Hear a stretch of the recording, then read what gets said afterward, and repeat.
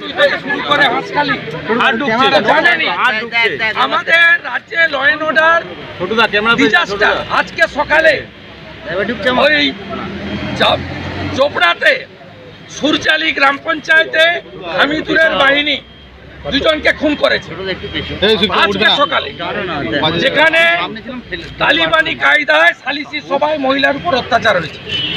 আমরা main principal opposition, BJP ছাড়া ভিতরে কোনো অপোজিশন নেই। আমাদের বলার জায়গা কোথায়? 1 নম্বর, রাজ্যপালের ভাষণে আইন শৃঙ্খলা বলার সুযোগ থাকে। এবছর 24-এ রাজ্যপালের ভাষণ হয়নি। 13 বছরে 12 বার হোম ডিপার্টমেন্টের বাজেট গিলোটিন। প্রতি বৃহস্পতিবার ছিল হোমের question answer, calling attention mention. গত সেশন থেকে এটা সোমবার করা হয়েছে এবং কোন সোমবার কোন বিধায়কের কি শাসক কি বিরোধী হোম ডিপার্টমেন্টের কোশ্চেন নেওয়া হয় না।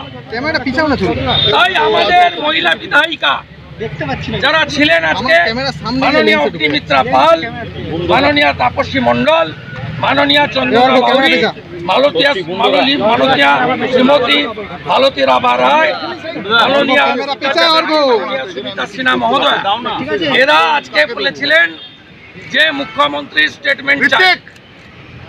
মুখ্যমন্ত্রী হাউসে তো নেই, আমরা বলেছিলাম নেই তো অন্য কোনো মন্ত্রী স্টেটমেন্ট, সেটাও ইগনোর করা হয়েছে। উল্টে চন্দ্রিমা ভট্টাচার্য মাননীয় মন্ত্রীকে দিয়ে বলালো হলো যে সরকার মহিলা নির্যাতনের বিষয়ে অত্যন্ত কঠিন এবং কঠোর, এমন কঠিন এবং কঠোর রামপুরহাটের বক্তব্য, হাঁসখালি, ময়নাগুড়ি সব ঘটনা সিবিআইকে দিতে হয় কোর্টে। এমন ভাবে এই সরকার কঠিন এবং কঠোর।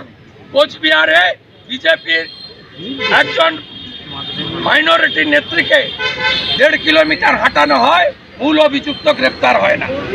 চাপড়াতে হামিদুর রহমান শাসকের বিধায়ক বলেন মুসলিম রাষ্ট্রে এই ধরনের সালিসি পঞ্চায়েতের সুযোগ আছে। আড়িয়াদহে তৃণমূলের সম্পদ জয়ন্ত সিং একজন মহিলাকে এইভাবে আক্রমণ করেন।